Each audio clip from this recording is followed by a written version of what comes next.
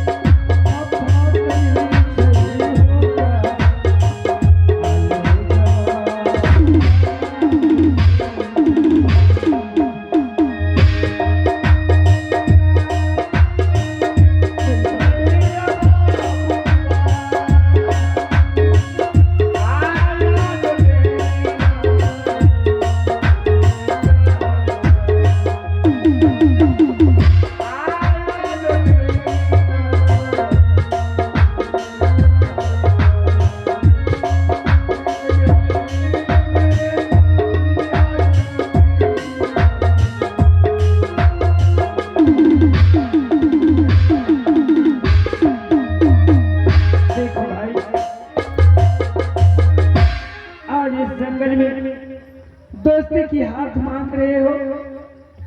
हर एक इंसान का कर्तव्य है जो भी कार्य करना चाहिए अपने माँ और पिता से कहकर और उनसे आदेश लेकर ही करना चाहिए। इसलिए इस जंगल में एक छोटी सी झोपड़ी है, उस झोपड़ी में मेरी माँ रहती है।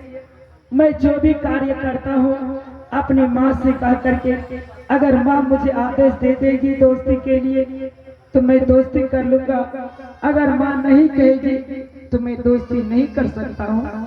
इसलिए चलो इस वक्त मेरी माँ नगर बस्ती से भीख मांग कर आ गई होगी। झोपड़ी में मेरी माँ मेरा इंतजार करती होगी, कब आएगा बेटा लौट कर जो मैं अपने हाथों से भोजन कराऊंगी। चलो भाई, अगर दोस्ती की हाथ मांगना है तो मेरी माँ के पास चलकर माँ से कह देना, माँ अगर हाँ कह दिया तो मैं दोस्ती कर लूंगा, अगर माँ नहीं कहेगी तो मैं दोस्ती नहीं करूंगा। क्या मेरी माँ के पास चलोगे? चलो भाई, अगर दोस्ती करना है शीघ्र मेरी झोपड़ी तक चलो। अरे चलवाना चला रे भैया रे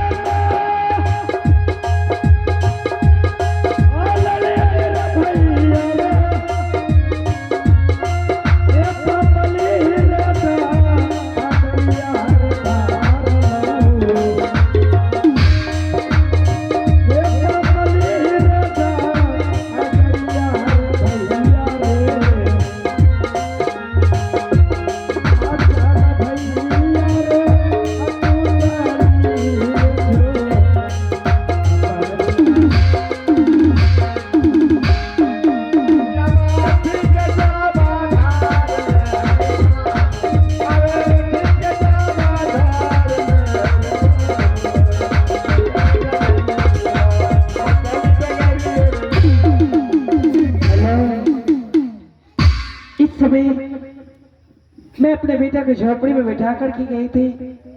गौ बस्ती भिक्षा मांगने के लिए। मेरा पुत्र नहीं है इस समय। बेटा ध्रुव, कहाँ हो मेरे लाल? जल्द से अपनी माँ के पास आओ।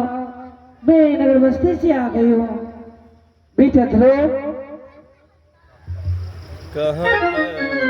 बेटा ध्रुव, कहाँ गेला? अरे कहाँ गेला अखिया रे भाई?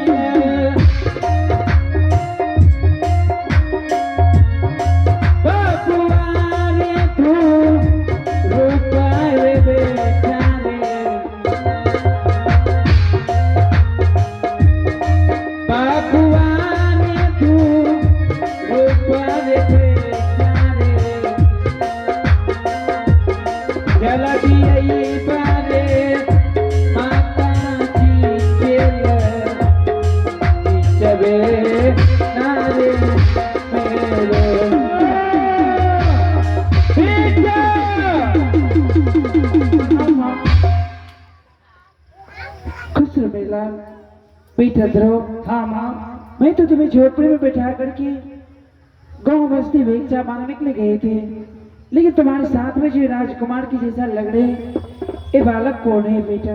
माँ, तुम्हारे कहने के अनुसार मैं झोपड़ी में अपने भगवान का गुणगान कर रहा था। उसी वक्त जंगल में ये बच्चे शिकार खेल रहे थे और बूढ़े सिंह आकर इसके ऊपर टूट पड़ा और ये चिल्लाने लगा, कोई जंगल में है तो बचाओ बचाओ। मैं भक्ति से चक्कर शीघ्र आया जंगल में और ये बच्ची के ऊपर हमला कर चुके थे। मैं जानवरों से इसका जीवन बचाया माँ, और जीवन बचाने के बाद इन्हें घर भेजने की प्रयास किया। इन्होंने कहा, भैया आप मेरे जीवन को बचाए हैं, इसके बदले में मैं आपसे दोस्ती करना चाहता हूँ। माँ, अगर तुम इस बच्चे से दोस्ती करवाने के लिए चाहती हो, इजाजत दो माँ, मैं इनसे दोस्ती करूंगा।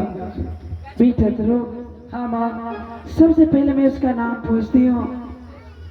दोस्ती तो नहीं हो सकती, और इसके नाम पूछ करके मैं इसको घर भेज दूंगी। क्यों नहीं माँ, इसका नाम पता पूछ लो माँ और इसे समझा कर इसे घर भेज देना माँ। बेटा, हाँ माँ।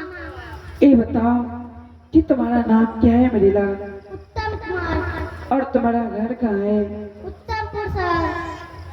तुम्हारे पिताजी के नाम क्या है? राजा धर्मपाल सिंह। ईश्वर, ये मैं क्या सुन रही हूँ? देखो बेटा, अभी तक तुम नादान हो, बच्चे हो। इस जंगल में तुम क्या करने के लिए आए थे? शिकार करने के लिए।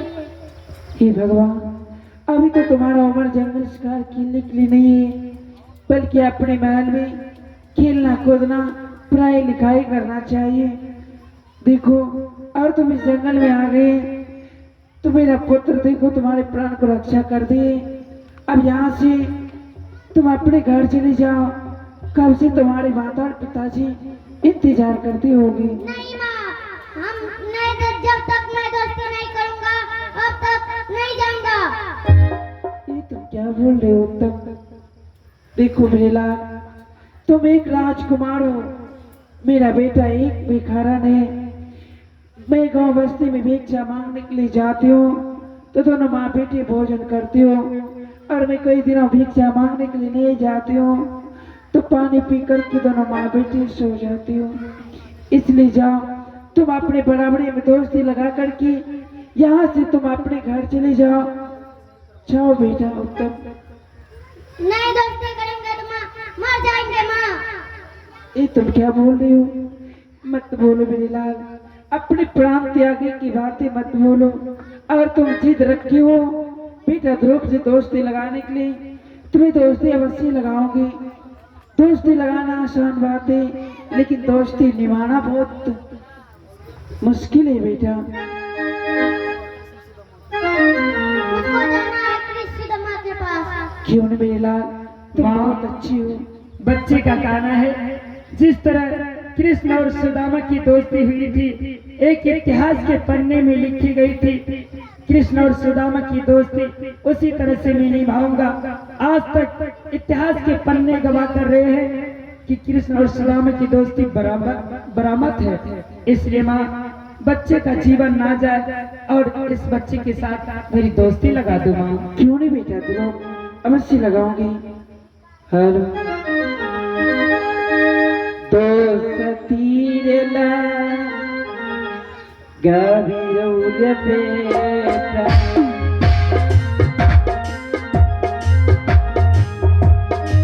टोटली रे जो बढ़िया बेटा रे आपनू रे जो बढ़िया में बापू रे आज लगई बौरे जंगल दोस्ती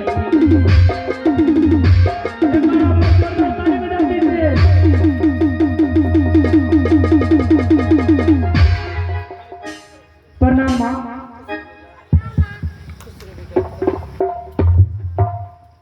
देखो बेटा उत्तम, अब तुम दोस्ती लगा लिए हो, दोस्ती भी लगा दे हो। अब यहाँ से शीघ्र अपने घर चले जाओ। नहीं माँ, मेरे दोस्त को ले जाएंगे मेरे घर। नहीं बेटा, बहुत ही नादान है माँ। अगर दोस्ती लगा चुकी हो, मित्र का यही कहना है कि मैं मित्र को अपने घर लेकर जाऊंगा, इसलिए मित्र की मर्जी है, अपने माता पिता से मिलाएगा और अपने माल को मुझे दिखाएगा। माँ अगर तुम्हारी आज्ञा हो तो मैं मित्र का माल जाऊंगा, सुबह से शाम ढलने से पहले मैं लौटकर तुम्हारे चरणों में लौट जाऊंगा। माँ क्यों नहीं मेरी लाल, अगर तुम इसकी साथ नहीं चाहती हो तो ना जाने इस जंगल में बहुत सारा जानवर आते, फिर इस जंगल में इससे कुछ हो जाए तो प्राचीन दोनों माँ बेटी के लग जाएंगे। हाँ माँ, इसलिए बेटा मेरा तुम जी नहीं करते कि तुम्हें आप अपने उत्तम के साथ आदेश दो जाने के लिए। माँ मेरा भी जी नहीं करता है कि मैं तुम्हें छोड़कर शहर की ओर जाऊंगा। हे बेला जाओ, मैं आदेश दे रही हूँ और अपने मित्र को घर से जल्द वापस चले आना बेला। माँ अगर तुम्हारी आदेश है तो जाऊंगा मित्र के महल में मित्र का घर भी देख लूंगा और इनके माता पिता का चरण छू के प्रणाम करके वापस लौट जाऊंगा, मित्र को घर में छोड़ दूंगा। माँ क्यों नहीं बेला जाओ। अरे या सरा रे हाँ देखी बोरे बेटा नहीं रोती माँ, आप दोरे जो बढ़िया बैठी के मत रोना। आप दोरे जो बढ़िया बैठा हो लौटी अभी हरे मित्र जी के घर से जाओ मित्र जी, देख रहे हो ना किस तरह मेरी माँ हमेशा रोती बिलखती रहती है। चलो मित्र, मैं महल तो जा रहा हूँ लेकिन वहाँ विलंब नहीं करना, शीघ्र माता पिता से मुझे मिला देना और महल दिखाकर मैं शीघ्र छोड़कर वापस लौट जाऊंगा अपनी माँ के पास, नहीं तो मेरी माँ रोती रोती मेरे बगैर मर जाएगी। ठीक है मित्र जी। चलिए मित्र जी, अब विलंब मत कीजिए। आहो चलवा चलो हो मित्र जी, हे वो मधुर सा हरिया हो जावा, हे वो मधुर सा हरिया जावा, चलिए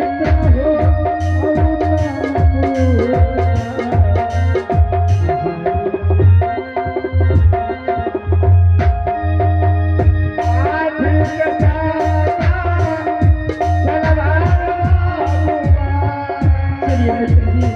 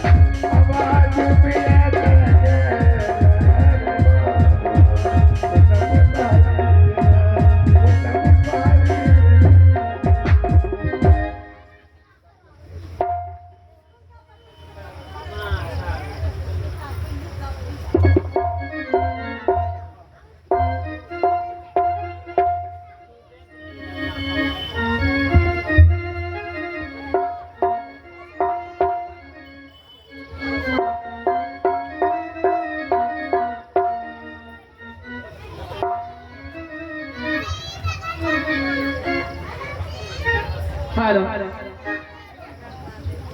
हेलो हेलो जी, हाँ ये माइक ठीक है। हेलो